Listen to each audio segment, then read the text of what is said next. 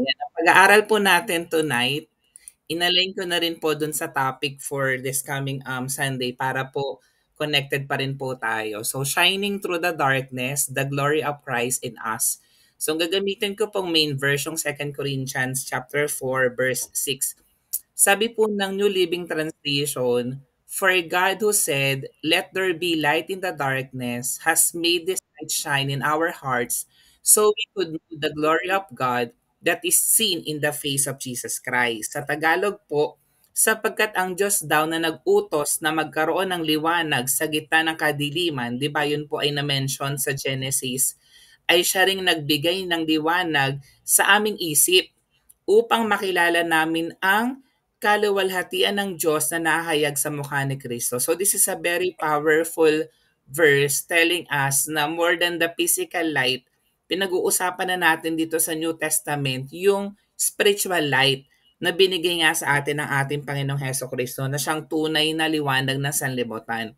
Sa akin pong introduction, in a world clouded by discouragement, yan, andyan yung spiritual fatigue. 'Di ba kahit tayo mga mananampalataya napapagod tayo, nabu-burnout, and meron tayong mga unseen battles, 'di ba? We have different challenges, problems na na-encounter. Pero yung binasa po nating verse, nire-remind po tayo dito ni Paul that we carry a divine light. Yun po yung common sa atin ng mga mananampalataya ng Lord. One that was spoken into existence by the same God who created the universe. 'Di ba? Long years ago, kinereate ang universe, yung Diyos na lumikha ng universe, siya lang naman po yung ating Diyos. So this light is not just about illumination, it is revelation. It is the glory of God revealed in the face of Jesus Christ. Na ngayon, yung Diyos na yan, nagdudwell na po sa atin through the power of the Holy Spirit. So tonight, we gather not just to pray, pero to rekindle that light, to remember that even in affliction, in confusion, or even persecutions, we are bearers of glory. We are vessels of divine radiance. Paul wrote 2 Corinthians to defend his apostolic ministry and encourage the believers in Corinth. Yung chapter 4 po na binasa po natin is a powerful declaration of perseverance in ministry despite suffering. 'Di ba? In-echo po niyan yung Genesis chapter 1 na nagsabi na let there be light, na kinoconnect sa creation ng spiritual rebirth nung tayo po ay na-born again. Si Paul, he uses this imagery to show that just as God created physical light, He also creates spiritual light in our hearts through Christ. Na yun po yung kalagayan natin before, nung hindi pa po tayo born again, patay yung kalagayan nating spiritual, pero nagkaroon po ito ng kaliwanagan nung tinanggap na nga po natin si Jesus na Panginoon tagapagligtas ng ating buhay. So tinuturo po nung passage na binasa po natin ay apat na bagay. That ministry is sustained by mercy, not merit. Ang ministeryo po ay pinapanatili ng awa ng habag ng grasya ng Diyos, hindi ng sarili nating galing. Kasi kung gagamitin natin yung sarili nating galing, 'di ba? Hindi naman po talaga tayo magtatagal sa ministry. Hindi dahil karapat dapat tayo, so walang ganong qualification, kundi dahil sa habag ng Diyos, tayo ay tinawag at pinatatag at patuloy na pinapatatag ng Panginoon. Yung pangalawa, the gospel is veiled only to those perishing. Ang ebanghelyo ay nananatiling lihim sa mga napapahamak kasi hindi pa naman nila alam yung truth. Ang liwanag ng katotohanan ay hindi nakikita ng mga pusong sarado sa Diyos. Kaya nga alam niyo mapalad tayo, no? Lagi nating alalahanin yan na tayo pinakita sa atin ng Diyos yung liwanag ng katotohanan. Kaya tayo ngayon ay naglilingkod, nakikibahagi sa pananalangin sa Panginoon. Pangatlo, our weakness is the canvas for God's power. Ang ating kahinaan, ito raw po yung canvas ng kapangyarihan ng Diyos. Kasi sa ating pagkabasag, sa tuwing na tayo po ay nahihina, napapagod, mas nahayag ang kanyang kaluwalhatian. Di ba totoo? Mas napapatunayan natin na meron palang Diyos. Anong pala talaga yung Diyos na gagabay, tutulong sa akin. Pang-apat, the inner renewal outweighs outer decay. Ang panloob na pagbabago ay higit sa panlabas na pagkasira. Habang ang katawan ay humihina, ayan, so kahit na tayo po, di ba, nag-age po tayo, humihina yung ating katawan, pero ang espiritu ay patuloy na pinapalakas araw-araw. And that is wonderful, di ba? Kasi naman talaga yung pinaka-ikaw. Ang kung sino po talaga tayo, yun yung ating espiritu kasi yung ihaharap po natin sa ating Panginoon. So tatlong puntos ang gusto ko pong iwanan sa atin tonight before we pray. Number one, we carry light in fragile vessels. Sabi nga ng verse 7, basahin ko po, "Ngunit kaming pinagkalooban ng kayamanang spiritual na ito ay tulad sa mga palayok na gawa sa putik, upang ipakilala na ang dakilang kapangyarihang ito ay sa Diyos at hindi sa amin." Totoo naman lahat tayo ay galing lamang sa putik, so wala talaga tayong maipagmamalaki. Katulad nga nung army ni Gideon, di ba? They broke jars to reveal torches. In the same way, our brokenness reveals God's glory. Si Paul din, his own sufferings, yung beatings niya, di ba, imprisonments, did not extinguish the light, but magnified it. 'Di ba dun sa oras na nagsasuffer si Paul, lalo pang nag-glorify yung ating Panginoon, lalo pang nakita yung kabutihan, yung kagandahang loob ng Diyos. This is also a good example yung time ni Gideon, na imagine libo-libo yung kakalabanin nila na Midianites, pero 300 lang sila, pero natalo nila. Bakit nila natalo? Kasi nga sabi doon, bawat isa binigyan niya ng trompeta at banga na may sulo sa loob. Sinabi niya sa kanila, kapag malapit na ako sa kanilang kampo, tumingin kayo sa akin at gawin ninyo ang gagawin ko. Kapag narinig ninyong hinihipan ko at ang aking pangkat, ang aming mga trompeta, hipan na rin ninyo ang inyong trompeta sa palibot ng kampo at sumigaw kayo ng para kay Yahweh at para kay Gideon. Maghahating gabi na halos kapapalit pa lamang ng pangkat ng tanod ng sina Gideon ay makalapit sa kampo ng mga Midianita.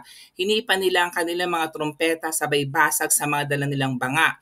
Ganon din ang ginawa ng dalawang pangkat, hawak ng kanilang kaliwang kamay ang sulo at sa kanan naman ang trompeta habang sumisigaw ng tabak ni Yahweh at ni Gideon. At alam niyo po, nanalo sila sa labanan.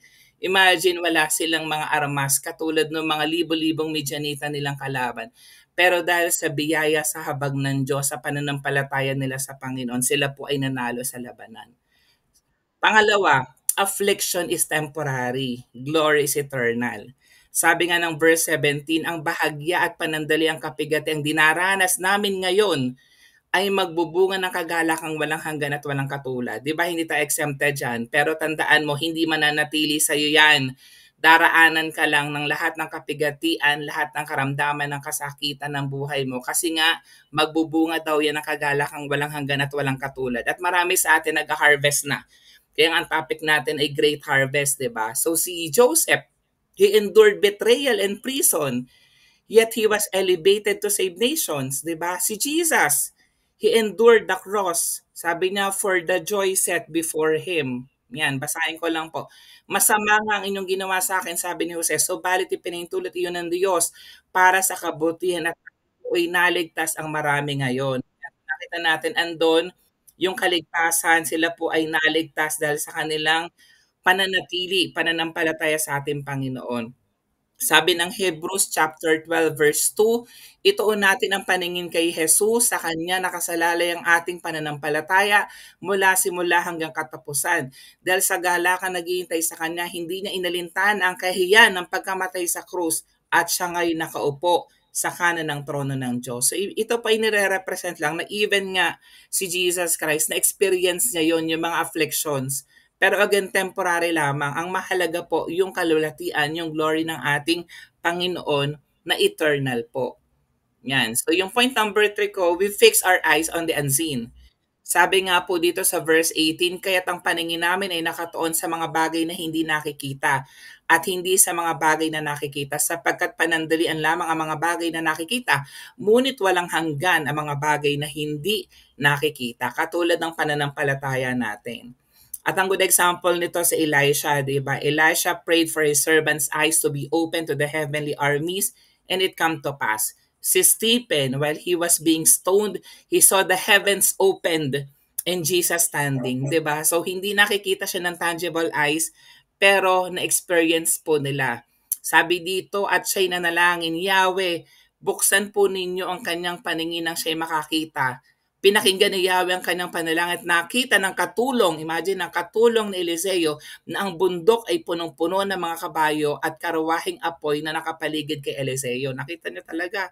And then dito, si Stephen, sabi niya, ng Gawa 7:55-56, ngunit si Esteban na puspos ng Espiritu Santo ay tumingala sa langit at nakita niya ang kalulatian ng Diyos at si Jesus na nakatayo sa kanan ng Diyos. Imagine, no, very powerful yung nangyari dito kay Stephen. Kaya sinabi niya, tingnan ninyo, nakikita kong bukas ang kalangitan at ang anak ng tao na nakatayo sa kanan ng Diyos. At alam natin yung nangyari kay Stephen, di ba? Binato siya hanggang siya ay mamatay.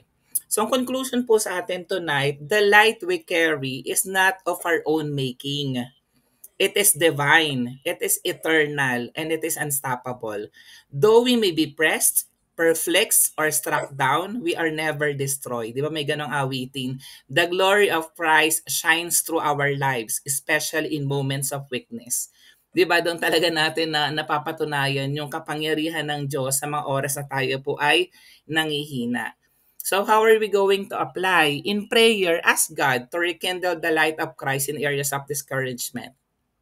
Reflect on how our current trials may be revealing His glory and encourage one another to persevere in ministry, knowing the eternal weight of glory is being formed. So ang challenge po sa atin tonight, let the light of Christ shine through your cracks because it's in your weakness that His glory is revealed. Amen.